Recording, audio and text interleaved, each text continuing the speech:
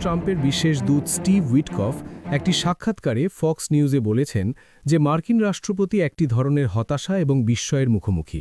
বিস্ময় কেন ইরান ব্যাপক চাপ, পুনরাবৃত্ত হুমকি এবং সামরিক ক্ষমতার প্রদর্শনের পরেও পিছিয়ে যাচ্ছে না, এই বিস্ময় নিজের মধ্যেই একটি স্পষ্ট বার্তা বহন করে। ট্রাম্প এবং তার দলের মতে ইরানকে এমন কিছু দুর্বল রাষ্ট্রের মতো আচরণ করা উচিত ছিল যে দেশগুলো প্রথম থেকেই অর্থনৈতিক চাপ বা সামরিক হুমকিতে তাদের কৌশল পরিবর্তন করে এবং খরচ কমানোর জন্য তাদের সামরিক স্বার্থের কিছু অংশ ত্যাগ করে।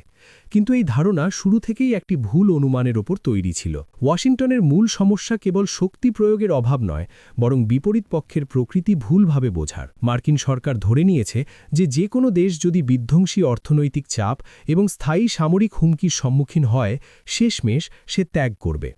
এজন্য বিমানবাহিনী অঞ্চলটিতে প্রেরণ, উন্নত যুদ্ধবিমান মোতায়েন, বহুল প্রচারিত সামরিক মহড়া এবং পাশাপাশি নিষেধাজ্ঞার তীব্রতা, এই পদক্ষেপগুলো এই লজিকের মধ্যে নির্ধারিত হয়েছে। সর্বোচ্চ চাপ তৈরি করে তেহরানকে একতরফা দাবিতে নাজি করানো। এই মাঠের ব্যবস্থার পাশাপাশি একটি বর্ণনামূলক যুদ্ধও গড়ে উঠেছে। অনেক পশ্চিমা মিডিয়া বারবার ইরানের নিরস্তবতা, অভ্যন্তরীণ অশান্তি বা অর্থনৈতিক অবনতি নিয়ে আলোচনা করেছে, এমন ইমেজ তৈরি করতে যে তেহরান চাপে নড়বড়ে হয়ে গেছে। এমনকি কৌশলগত ভার্টিগো শব্দটিও ব্যবহার করা হয়েছে, যেন তেহরানের সিদ্ধান্ত গ্রহণ প্রক্রিয়া বিভ্রান্ত হয়ে গেছে এবং চাপের নিচে ভেঙে পড়ছে। কিন্তু যা এখন স্পষ্ট হয়েছে তা এই চিত্রের বিপরীত। এখানে বিভ্রান্তি হচ্ছে মার্কিনদের নিজেদের মধ্যে। কেন তাদের পরিকল্পিত সমীকরণ বাস্তবে কাজ করছে না? যখন মার্কিন প্রেসিডেন্ট বিশ্বের সবচেয়ে বিস্তৃত সামরিক এবং অর্থনৈতিক ক্ষমতা বিশিষ্ট ব্যক্তি স্পষ্ট বা অস্পষ্টভাবে প্রশ্ন করেন কেন বিপরীত পক্ষ রাজি হয়নি, সেই প্রশ্ন ইরান সম্পর্কে কম এবং ওয়াশিংটনের মানসিক মডেলের ধসকে আরও বেশি তুলে ধরে। ট্রাম্প বিদেশ নীতি শুরু করেছিলেন চুক্তি করার মানসিকতা নিয়ে। তিনি রাজনীতি ব্যবসার লজিকের সম্প্রসারণ হিসেবে দেখতেন। এমন এক জায়গা যেখানে চাপ বাড়ালে অপরপক্ষ শেষ পর্যন্ত ছাড় দেয় এবং চুক্তি সম্পন্ন হয়। এই কাঠামোর মধ্যে প্রতিটি পক্ষের ভাঙার সীমা থাকে, যে বিন্দুতে খরচ এত বেশি হয়ে যায় যে পিছু হটা সবচেয়ে যৌক্তিক। কিন্তু ইরানের ক্ষেত্রে এই বিশ্লেষণ ব্যর্থ হয়েছে। মার্কিন ম্যাগাজিন দ্য আটলান্টিক তাদের বিশ্লেষণে জানিয়েছে যে ট্রাম্প বুঝতে পারেন না কেন চাপ এবং হুমকি ইরানের নেতৃত্বকে পিছনে সরাতে পারছে না।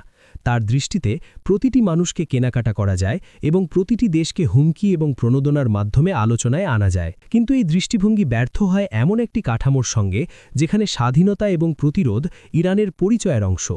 40 দশকেরও বেশি সময় ধরে ইরান তার কৌশলগত সিদ্ধান্তগুলো ভয় নয়, বরং নিরাপত্তা, পরিচয় ভিত্তিক এবং ঐতিহাসিক হিসেবের ভিত্তিতে গ্রহণ করেছে। এই কাঠামোর মধ্যে বাইরের চাপকে মানা কৌশলগত বিকল্প নয়, বরং এটি অভ্যন্তরীণ বৈধতার ভিত্তি দুর্বল করার সমান। ইরানের ক্ষমতা কেবল সামরিক ক্ষমতা বা ক্ষেপণাস্ত্রের সঙ্গে সীমাবদ্ধ নয়, যদিও এগুলো নিরপেক্ষকরণের অংশ। যা ভিতর থেকে চাপকে খালি করে তা হল রাজনৈতিক ইচ্ছা, কাঠামোগত সংহতি এবং বহির্বিশ্ব হুমকের বিরুদ্ধে সংগ্রামের ঐতিহাসিক অভিজ্ঞতা। ইসলামিক প্রজাতন্ত্রের প্রতিষ্ঠার পর থেকে ইরান বিভিন্ন ধরনের চাপের মুখোমুখি হয়েছে। চাপিত যুদ্ধ, বহুস্তরের নিষেধাজ্ঞা, সামরিক হুমকি এবং অভ্যন্তরীণ অস্থিরতার প্রচেষ্টা। এই অভিজ্ঞতা একটি কৌশলগত স্মৃতি তৈরি করেছে যা সিদ্ধান্ত গ্রহণকে প্রভাবিত করে। এমন প্রেক্ষাপটে চাপ বাড়ানো শুধুমাত্র আচরণ পরিবর্তন আনে না, বরং অভ্যন্তরীণ সংহতিকে শক্তিশালী করে। মার্কিন সামরিক সরঞ্জামের সমাবেশ মূলত ভয় সৃষ্টি এবং ইরানকে পিছনে সরানোর উদ্দেশ্য করা হয়েছিল। হোয়াইট হাউস ধরে নিয়েছিল যে শক্তির দৃশ্যমান প্রদর্শন অর্থনৈতিক চাপের সাথে মিলিত হয়ে তেহরানকে দুর্বল অবস্থায় ফেলবে, কিন্তু ফলাফল প্রত্যাশার মতো হয়নি। রাজি হওয়া বা রেড লাইন থেকে সরে যাওয়ার কোনো চিহ্ন ছিল না, বরং ইরান কূটনৈতিকভাবে অপেক্ষাকৃত শান্তি বজায় রাখার চেষ্টা করেছে এবং একই সঙ্গে তার নিরপেক্ষকরণের ক্ষমতা দেখিয়েছে, স্পষ্ট বার্তা পাঠিয়েছে হুমকি এই সমীকরণের কার্যকর হাতিয়ার নয়। এদিকে কিছু পশ্চিমা সূত্রের দাবির সঙ্গে বাস্তব পুরোপুরি মেলে না। ইরান কঠিন বছর পার করেছে, আধুনিক ইতিহাসের সবচেয়ে কঠোর নিষেধাজ্ঞার সম্মুখীন হয়েছে, তবুও তার নীতিমালা থেকে সরেনি। অভ্যন্তরীণ অস্থিরতা তৈরির জটিল প্রচেষ্টা পর্যন্ত তার বিদেশ নীতিতে কাঠামোগত পরিবর্তন আনতে ব্যর্থ হয়েছে। এই আচরণের ধারাবাহিকতা এখন মার্কিন নীতি নির্ধারকদের জন্য ধাঁধা হয়ে দাঁড়িয়েছে। তারা আশা করেছিল চাপ বাড়ালে তাদের কাঙ্ক্ষিত ফলাফল দ্রুত পাওয়া যাবে, কিন্তু বাস্তব তাদের প্রাথমিক মানসিক কাঠামোর সঙ্গে মেলে না। যদি কৌশলগত ভার্টিগো শব্দটি ব্যবহার করতে হয়, তা ওয়াশিংটনে বেশি প্রযোজ্য, যেখানে রাজনৈতিক প্রাচীরের বিশ্বের একাংশ এখনও স্বীকার করতে অস্বীকার করছে যে সর্বোচ্চ চাপ নীতি এমন দেশের বিরুদ্ধে কার্যকর নাও হতে পারে যার মতো ইরান। একই নীতি পুনরাবৃত্তি করা এবার হয়তো কাজ করবে, এই আশায় শক্তি নয় বরং পুনর্মূল্যায়নের অক্ষমতার প্রতিফলন। ইতিহাস দেখিয়েছে বিপরীত পক্ষের ইচ্ছা এবং ক্ষমতা ভুল বোঝা অনিয়ন্ত্রিত ব্যয়বহুল সিদ্ধান্তের দিকে নিয়ে যেতে পারে। মূল বিষয় তাহলে মার্কিনদের হাতে লিভারেজের অভাব নয়, বরং বোঝার অক্ষমতা যে সব রাষ্ট্রই হুমকিতে একইভাবে প্রতিক্রিয়া করে না। ইরান তার পথ নির্ধারণ করেছে জাতীয় স্বার্থ, নিরাপত্তা বিবেচনা এবং পরিচয় সংক্রান্ত দিকগুলির ভিত্তিতে।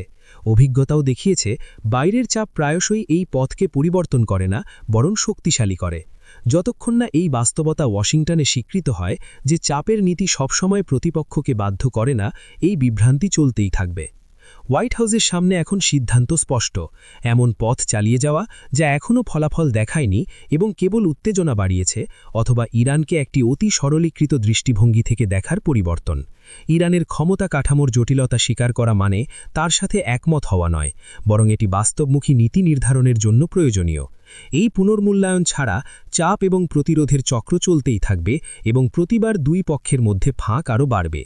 শেষ পর্যন্ত আজ যা সবচেয়ে স্পষ্ট সেটি হলো মার্কিন গণনার মধ্যে ধরন এবং বাস্তবতার ফাঁক।